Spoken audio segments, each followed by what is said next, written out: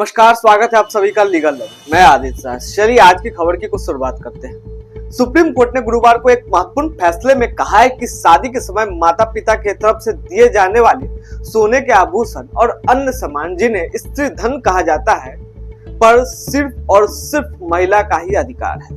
Court ने आगे कहा है कि तलाक के बाद महिला के पिता को उसके पूर्व ससुराल वालों से उन उपहारों को वापस मांगने का कोई अधिकार नहीं है। आगे बढ़ने से पहले यह समझना जरूरी है कि आखिर स्त्री धन होता क्या है। स्त्री धन वो संपत्ति है जिस पर किसी महिला का पूर्ण अधिकार होता है, जिसके इस्तेमाल वह बिना किसी रोक टोक के कर सकती है। महिला की शादी के समय या उससे पहले या फिर शादी के बाद या बच्चे के जन्म के समय उसे जो कुछ भी गिफ्ट के रूप में मिलता है, चाहे वो ज्वेलरी हो, कैश हो, जमीन हो, मकान हो, उसे स्त्री धन कहा जाता है।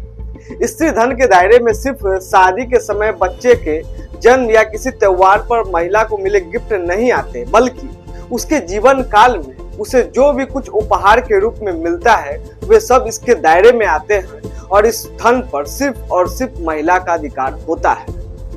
यह मामला पी वीरभद्र राव नाम के व्यक्ति से जुड़ा है, जिनकी बेटी की शादी दिसंबर 1999 में हुई थी और शादी के बाद दंपत्ति अमेरिका चला गया था।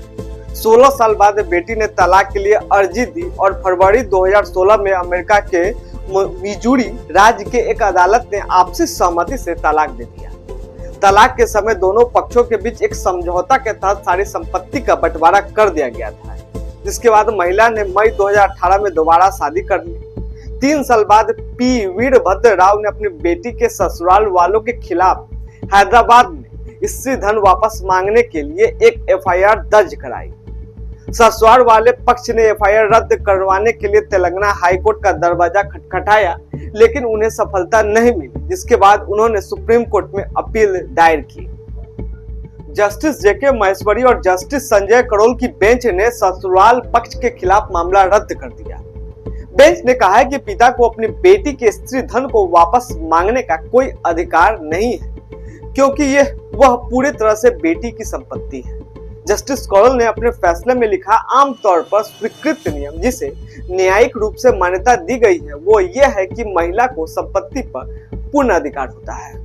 बेंच ने आगे कहा कि इस अदालत का रुख स्पष्ट रूप से महिला, पत्नी या पूर्व पत्नी जैसा भी मामला हो कि स्त्री धन की एकमात्र मालिक होने का अधिकार के संबंध में साफ है। पति का कोई अधिकार नहीं है और इसलिए यह निष्कर्ष निकाला जाना चाहिए कि पिता को भी कोई अधिकार नहीं है। जब बेटी जीवित है, स्वस्थ है और अपने स्त्री धन की वसूली जैसे निर्णय लेने में पूरी तरह सक्षम है। सुप्रीम कोर्ट की बेंच ने आगे कहा कि आपराधिक कार्यवाही का उद्देश्य किसी अपराधी को सजा दिलाना है, न कि उन लोगों से बदला लेना या प्रतिशोध की भावना से कार्रवाई करना है जिनके साथ शिकायतकर्ता की कोई व्यक्तिगत खुन्नस हो सकती है।